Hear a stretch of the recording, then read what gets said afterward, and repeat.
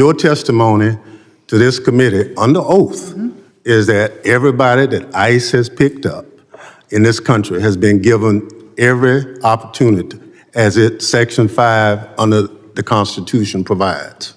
Correct. I believe everybody has gotten due process and every person has been treated appropriately according to the civil or the criminal action to which they were encountering individuals and brought into our detainment and then also removed from this country. So your answer is yes. The tools that you have given us as this I'm body talking about for the due process Constitution of the have been United implemented. States. I'm not talking about tools. The Constitution is clear. Correct. Thank you very much, Mr. Chairman.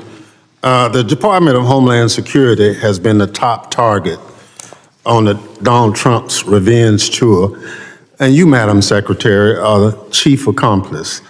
The Trump administration is hell-bent on destroying the Department of Homeland Security, built through bipartisan collaboration over the past 2 decades and evading any accountability for its actions. Let's start with what the administration is doing to FEMA.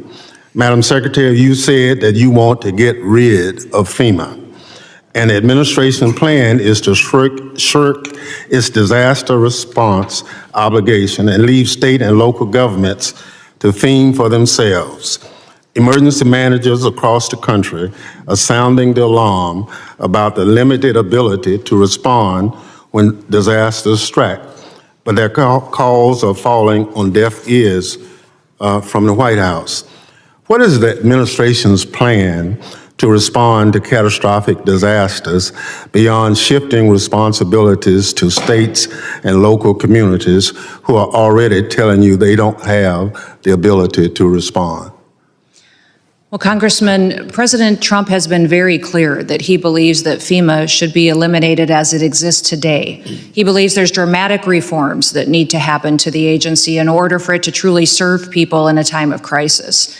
He wants to empower states and local governments to respond to their people. The federal government would be there for resources, support, much like block grants, but that we need to empower those locally to respond to their people because they know what they need. That is something that every state is at a different position today to respond, but he wants to give them the opportunity to build up the infrastructure to respond to their emergency. Madam Secretary, do you have this plan in writing? The White House is coming forward with the participation of the FEMA Review Council, which we have members from many states that are sitting on that will be making recommendations. So what you're doing now, there's nothing in writing as a guidepost. Well, sir, you certainly know that there are reform bills here in the House side and in the Senate side of how to address the failures of FEMA from the past. No, but you're the Those will be secretary. considered with the FEMA you're Review the secretary. Council recommendations. No, you're the secretary, and you say you're doing all these things, and I'm just asking you, do you have a written plan for what you're doing? There is no formalized final plan for how this goes forward because the input of Congress is critically important. As you know, there are statutory requirements of the agency. Well, I'm glad you recognize, Madam Secretary, I'm glad you recognize the statutory requirements. Washington State, Mississippi, and a couple other states already have requests in to you or to the president for disaster declaration, and it's taken an inordinate amount of time, more than normal. I just want to know, is that inordinate amount of time is based on some plan that you have knowledge of? But if it's not in writing, I understand. So you talked about the rule of law. Are you telling the committee that due process for anybody that's picked up in this country should not be followed? Congressman, we have utilized due process as it is laid out in the tools that Congress has given us. We have followed the tools and the processes to which Congress has given us to give due process to people appropriately as it is due. So your testimony to this committee under oath is that everybody that ICE has picked up in this country has been given every opportunity as it Section 5 under the Constitution provides. Correct. I believe everybody has gotten due process, and every person has been treated appropriately according to the civil or the criminal action to which they were encountering individuals and brought into our detainment and then also removed from this country. So your answer is yes. The tools that you have given us as this I'm body talking about for the due process Constitution have of the been United implemented. States. I'm not talking about tools. The Constitution is clear. Correct. And your testimony under oath to this committee is that everybody that ICE has picked up and any other agency of DHS has conformed to those statutes. For example, Congressman, No, yes or no? No, I don't need an example. Expedited removal is one of the Madam tools Secretary, that you have I given got us to 4 utilize seconds. as due process. I just need a yes or no. Sir, that is the due process tool that you have given us to utilize that has been appropriately. So obviously, Gentleman's time has expired. I know. I have a unanimous consent request, Chairman. I'm sorry? I have a unanimous consent request. What you just saw from Congressman Bennie Thompson's questioning of Kristi Noem is the kind of moment that defines hearings like this. It wasn't just about one exchange. It was about exposing a pattern of evasion, of deflection, of trying to dodge accountability on the most fundamental issues of government, protecting people in times of disaster, and upholding the Constitution. Let's start with FEMA. Thompson didn't mince words. He laid out what so many emergency managers, governors, and local leaders have been warning about.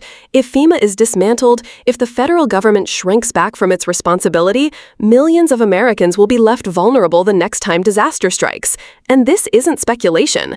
Hurricanes don't wait for states to build capacity. Wildfires don't pause while politicians argue about reforms. Floods don't check whether your state has enough funding in its emergency budget. Disasters overwhelm. That's their nature. That's why FEMA was created in the first place. Because when catastrophe hits, no single state, not Mississippi, not Washington, not California, not Florida, can handle it alone. But what did Kristi Noem offer when pressed? Nothing in writing, no concrete plan, no guarantees for how this new system would actually work, just vague assurances about empowering states and block grant-style support. Think about what that means at this very moment, as requests for disaster declarations pile up, as states like Mississippi and Washington wait desperately for help, the administration is operating without a written roadmap. That's not reform. That's reckless improvisation with people's lives on the line. And then Congressman Thompson went to the heart of something even more profound: due process. Now, due process isn't just a legal technicality. It's one of the bedrock principles of American democracy. It's the idea that no matter who you are, no matter your status, you cannot be deprived of your liberty without fair procedures and constitutional protections. It's not about politics, it's about basic justice. So when Thompson asked Noem whether everyone ICE or DHS has picked up is being afforded due process under the Constitution, that was more than a procedural question. It was a test. Will the Secretary of Homeland Security, under oath, commit to upholding the supreme law of the land? And instead of a simple yes, Noem offered a legal maze. She talked about tools Congress gave them, about expedited removal, as if that alone fulfills constitutional obligations. But she wouldn't just say it. Yes, every person has been afforded due process under the Constitution. That hesitation, that refusal, should set off alarms for every American. Because if the government can redefine due process as whatever tools it prefers to use, then what happens to the very idea of constitutional protections? Who decides what rights count and for whom? That's not just a legal issue, that's a moral one. And this is why Thompson's persistence mattered so much. He wasn't letting Noem spin her way out.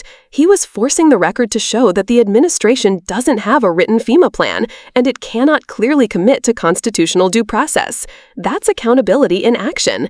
The larger question here is, what does this say about governance under Trump's return? What does it say about the kind of leadership that dismantles institutions without a plan and plays word games with constitutional rights? At some point, this stops being about party lines and starts being about the survival of democratic norms. So the takeaway is clear. Hearings like this aren't just about one witness. They're about whether the government is still bound by the rules that protect people from natural disasters and from abuse of power. Thompson showed what it looks like when a lawmaker takes that responsibility seriously. Now it's on us to think about what kind of leadership we want. Do we want officials who operate without transparency, leaving communities stranded when they need help most, and twisting the meaning of due process to fit their agenda? Or do we want leaders who respect the Constitution, respect the law, and put the people first? That's the choice, and it's not an abstract one. It will determine how America responds the next time a hurricane wipes out a coast or when someone's rights are on the line. What do you think? Should Congress allow FEMA to be gutted without a written plan? Should due process be treated as optional? Or is it the one thing that should never be up for debate? Share your thoughts below, and don't forget to subscribe for more breakdowns that cut past the sound bites and show you what's really at stake.